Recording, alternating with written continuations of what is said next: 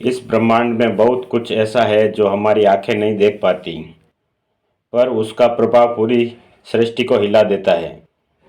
आज की ये कहानी किसी कल्पना की नहीं, ये अहंकार और ज्ञान, शक्ति, विनम्रता और मनुष्य और महादेव के बीच की कहानी है। उस समय की है जब एक राजा ने स्वयं को भगवान से भी बड़ा समझ लिया और महादेव ने उसे समय का वास्तविक अर्थ समझाया।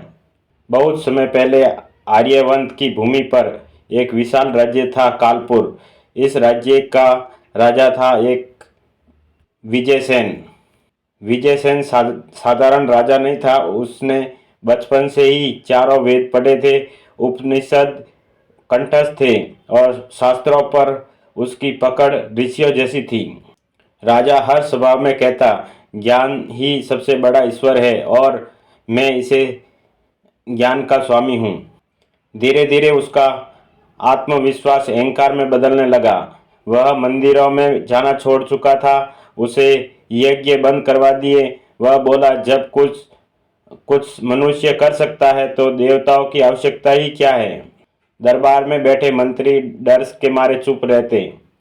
एक दिन राज्य में एक वृद्ध आए।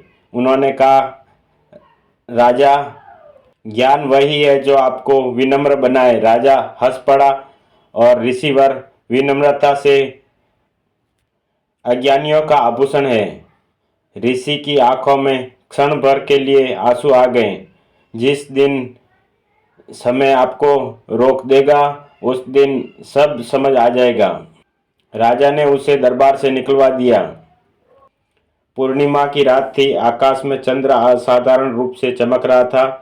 उसी रात एक साधु राजमहल के द्वार ऊपर आए।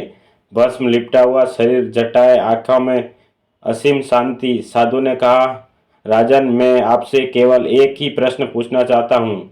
तो राजन बोले, घमंड से बोले, पूछो, मेरे ज्ञान से बड़ा इस संसार में कुछ नहीं है।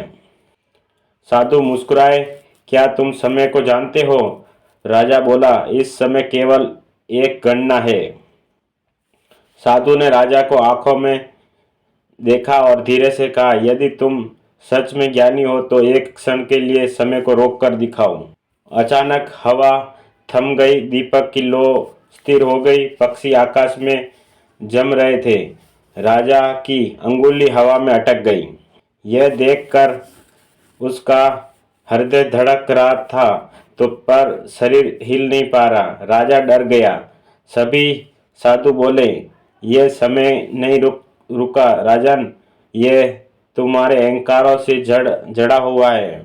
अचानक साधु का रूप तेज प्रकाश में बदल गया। त्रिनेत्र खुला, डमरू गाजने लगा, आकाश कांप उठा। राजा की आंखों से आंसू बहने लगे।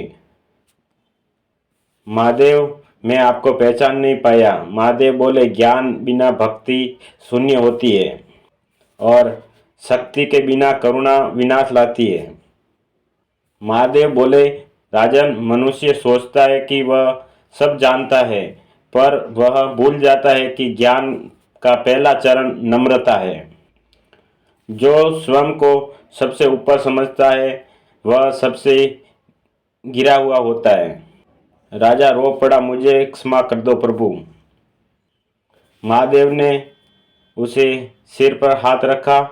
क्षमा वही पाता है जो परिवर्तन को स्वीकार करता है। फिर से समय चल पड़ा। हवा बहने लगी। राज्य जीवित हो उठा। राजा ने अपने सिंहासन को त्याग दिया। वह साधारण वस्त्र पहनकर ज्ञान बांटने निकल पड़ा और कालपुर में फिर से मंदिर की घंटियां बजने लगी।